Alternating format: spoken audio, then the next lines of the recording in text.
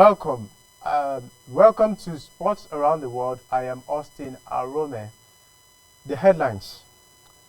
Minister of Youth and Sports, Sunday Dare, congratulates Professional Players Union of Nigeria for peaceful election.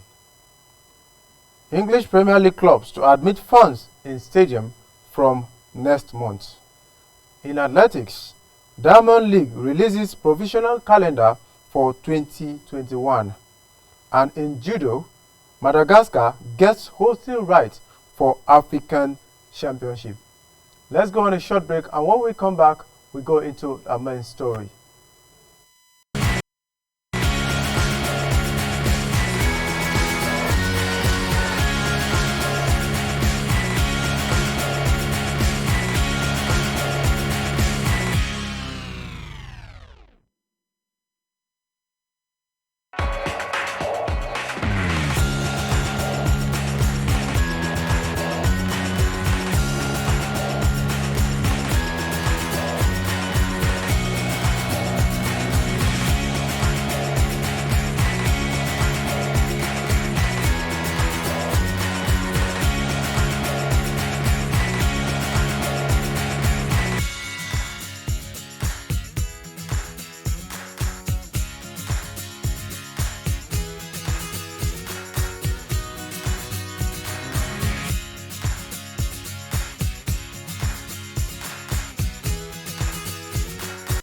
Welcome back to the main story.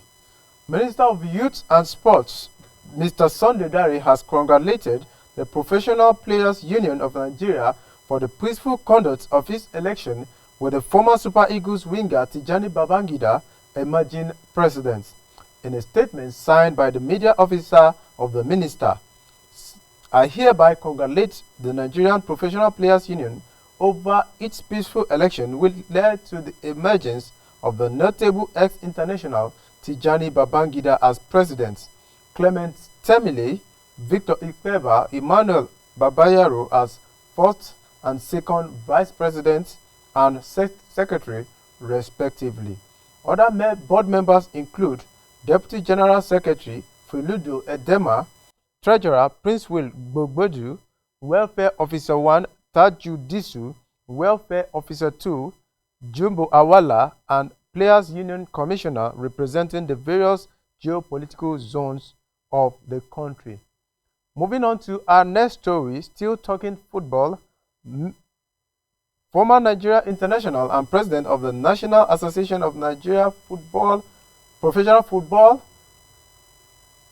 NANPF, Tijani Babangida has stated that he is excited to lead the new concession of Players Union following the merger of the two warring factions into the Professional Players Union of Nigeria. Babangida, speaking in a chat with Brila.net, said the concession means there is stability at last, as the Players Union will now be able to speak with one voice and recognized body. He said the constitution of the new leadership structures make for more robust arrangement and governing structure with board of trustees and all stakeholders represented for a better run and formidable player union. Moving on to our next story, chairperson of the Nigeria Women Football League, Aisha Falode, has stated that the board is committed to roll with the 10 serious clubs that has complied with their registration requirements ahead of the new season. According to Falode, the National Women Football League is not looking for a non-compliance crowd, but few who are serious to do what they are instructed. The 2020-2021 National Women Football League will kick off on Wednesday, 9th of December 2020, with Nasarawa Amazon playing against Robo Queens, while Adamawa Queens take on Rivers Angels. In other fixtures, Confluence Queens will host Ibom Angels, while Dream Stars play host to Delta Queens. Bayelsa Queens host Pelican Stars, while Edo Queens will be taking on Royal Queens. Abia Angels will host Ocean Babes, while Sunshine Queens will host Heartland Queens. Moving on to our next story, Club Brugge manager Philip Clement says Nigerian forward Emmanuel Dennis will play no part in Wednesday's Champions League clash against Borussia Dortmund due to disciplinary reasons. Dennis, according to reports, will also be fined after he angrily got off the team bus because he was not allowed to sit where he wanted. The Nigerian international has scored once in 3 appearances for Club Brugge in this competition. Club Brugge occupy 3rd position in Group L with 4 points from 3 games. Let's take a short break, and when we come back, we'll continue with our stories.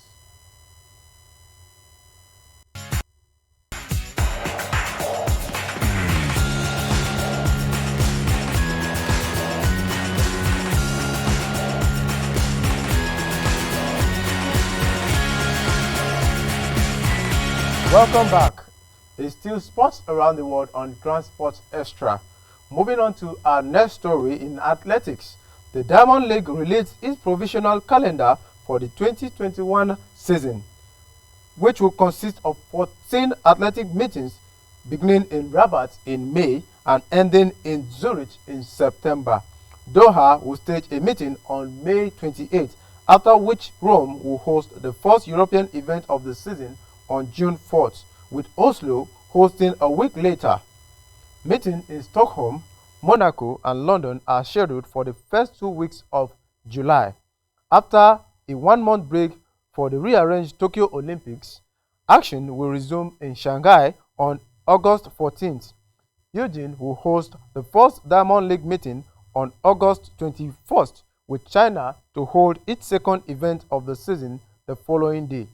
The final leg will take place in Europe with meetings in Lausanne, Paris, Brussels before the finale in Zurich on from September 8th to 9th. The calendar remains provisional and is subject to changes depending on the global health situation, the Diamond League said. The 2020 calendar was hit hard by the COVID-19 pandemic, with several events cancelled and others rescheduled. Let's move on to our next story in tennis. Andy Murray has opened up on the sexism he encountered with the worlds of tennis when he hired Emil Mauresmo as coach in 2014. Murray went against the norm when he appointed the female coach in Mauresmo, who reached the summit of world #1 during her own playing career. The Brit explains that the news of Mauresmo's imminent hire got leaked to the press, but met with disbelief by certain fellows on the tour.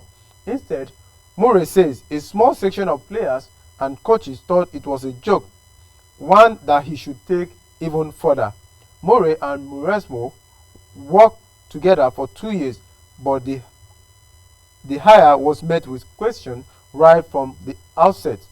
Pat Catch was one individual who immediately queried how Mauresmo will operate on the ATP Tour.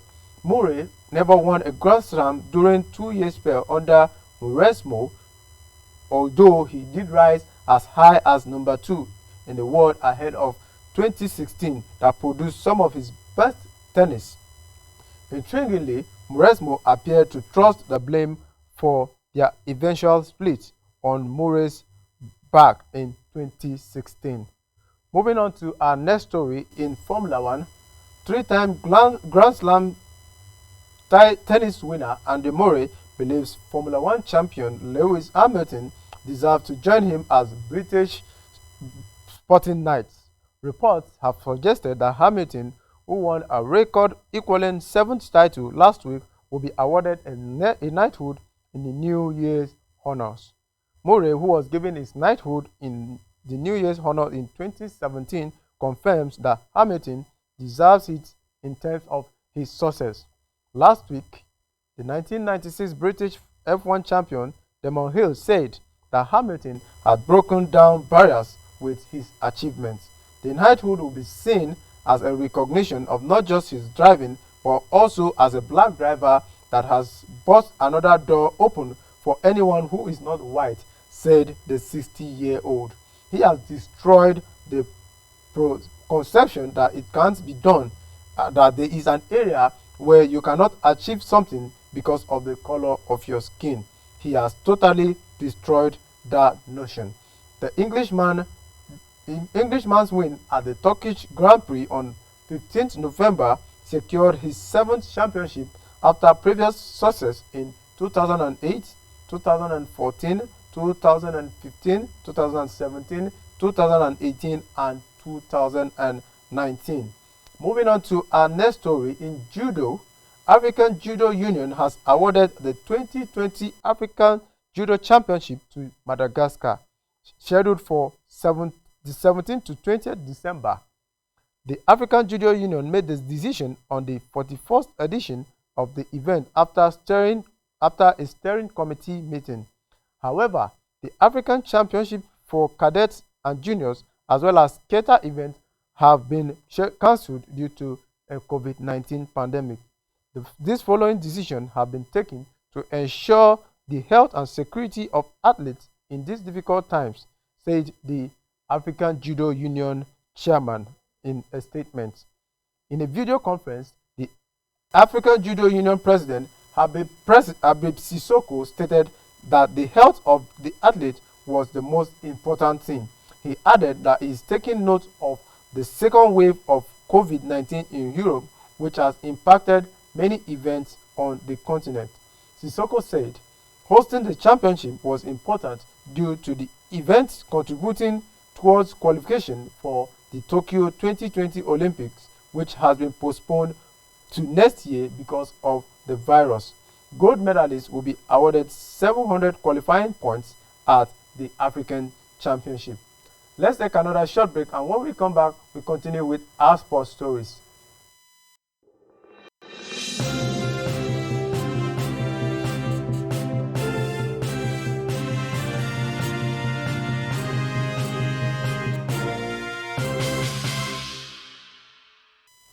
Welcome back.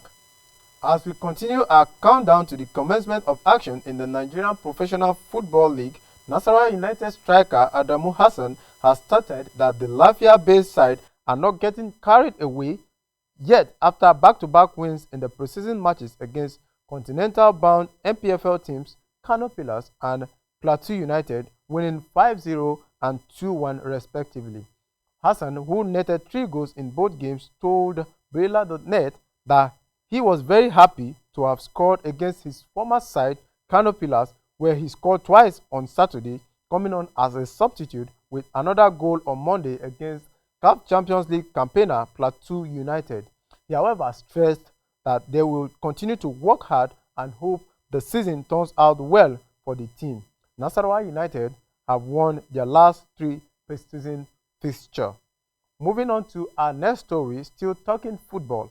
Head coach of Simba SC, Sven Vandenbroek, said his side are ready for the CAF Champions League game with Plateau United.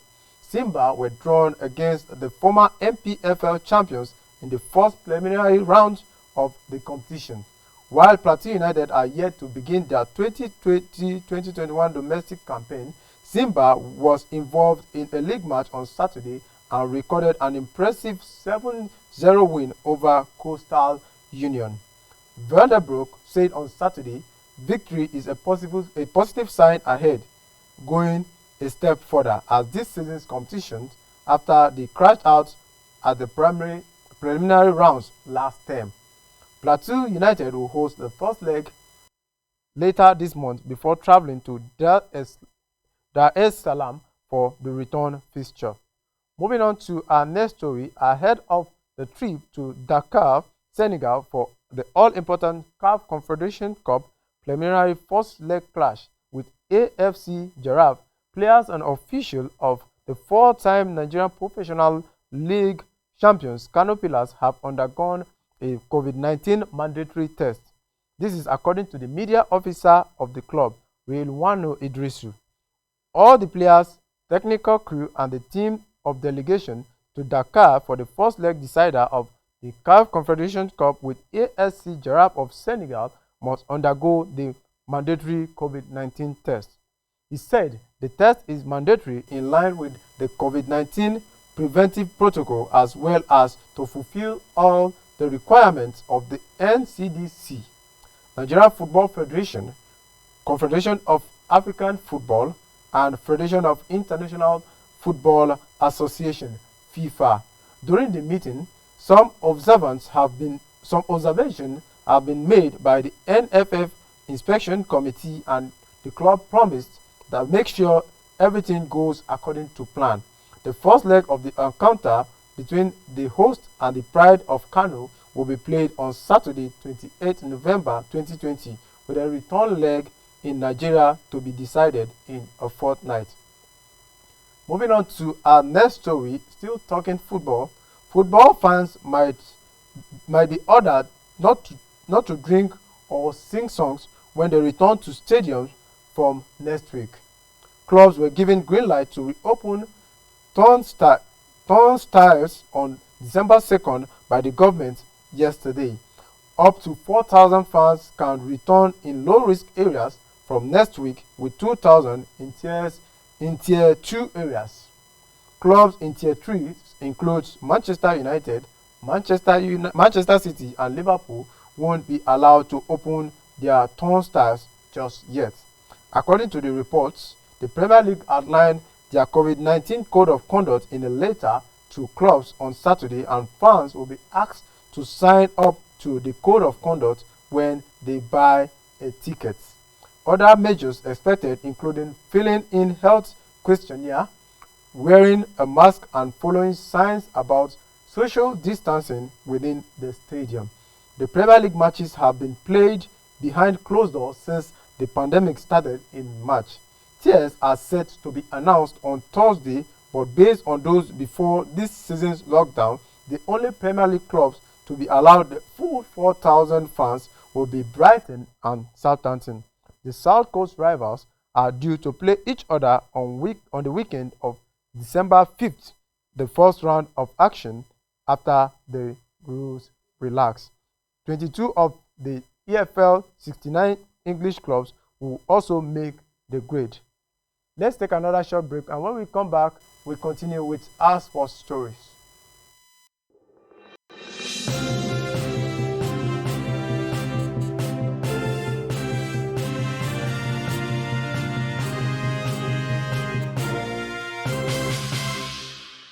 Welcome back. In rugby, Ulster prop Eric O'Sullivan has been drafted into the Ireland squad as cover for Sunday's game against Georgia. The uncapped loosehead 24 is called up because of fitness issue involving Ed Bryan and John Ryan. A tight cap ruled Bryan out of Saturday's defeat by England, while Ryan was unable to be used as a replacement because of another fitness problem. Johnny Sexton and Robbie Henshaw are continuing rehab after missing the Twickenham defeat. Dubliner O'Sullivan, who joined Ulster in 2018 after missing out on a place in the Leicester Academy, is earning his first call-up to the Ireland squad. Moving on to our next story, still talking rugby, Wakefield have submitted a planning application to develop parts of their Bellevue home, including construction of a new 2,500-seater East Stand. Trinity, who purchased the freehold of the site in March 2019, also planned to install a 4G playing surface. Floodlights will be upgraded and existing terrace in the north stand will be renovated. New car park and dedicated fan zone areas behind the redeveloped east stand are also included in the plans. The current stand structure dates back to 1924, while Bellevue current capacity is around 7,000. The new stand will provide first-class 21st century facilities for spectators, which are well overdue, the Trinity chairman John Minnaert said. The 4G pitch will also be available for community use, as well as providing an all-year-round venue for our first and youth team. Moving on to our next story, in American football, All Black team officiated an NFL match for the first time in the competition's history.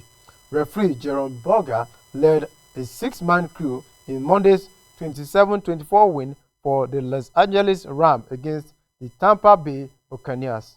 The 65-year-old who took charge of the Super Bowl has been an official for 17 years. Monday crew also include umpire Barry Anderson, side judge Anthony Jeffries, line judge Carl Johnson, down judge Julian Mapp, field judge Dale Shaw, and back judge Greg Stige.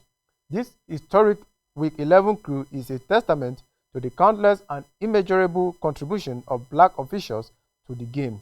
The exemplary performance and to the power of the inclusion is the hallmark of the great game, said Troy Vincent, the league's vice president of football operations. Moving on to our next story in football, Preston North End Daniel Fisher is facing a 3-game ban after being charged by FA for grabbing a player's genitals. Fisher was allegedly caught by a match footage grabbing at the genital area of Callum Peterson during Preston 1-0 win over Sheffield Wednesday on Saturday. And a statement from the FA reads, "It is alleged that an incident during the 62nd minute of the fixture, which was not seen by the match official at that time but caught on camera, constitute a breach of the FA Rule E3. Preston have acknowledged the charge and must decide whether they will accept it or appeal by 6 p.m. today." Earlier this year, England prop Joe Mala was banned for 10 weeks after grabbing the genital area of Wales Loch Wyn. And in August, Super League and St Helens star Tommy Makinson was also suspended for 5 matches for a similar incident involving Castleford Liam Watts. Let's take another short break, and when we come back, we continue with our sports stories.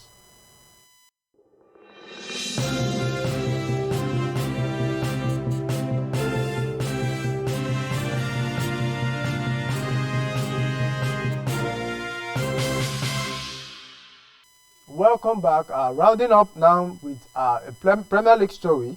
The Premier League said on Monday that 8 people have returned positive results in its latest round of COVID-19 tests conducted on players and staff last week. The league said the individuals who had tested positive for the novel coronavirus would now self-isolate for 10 days. The Premier League can confirm that between Monday 16th November and Sunday 22nd of November, 1,530 players and club staff were tested for COVID-19. The league said in a statement, a total of 76 people has tested positive for the virus in 12 rounds of testing this season. There have been more than 1.5 million COVID-19 infections and over 55,000 deaths in the United Kingdom, according to reports. That's the much we can take on sports around the world. I remain Austin Arome. Have a nice day.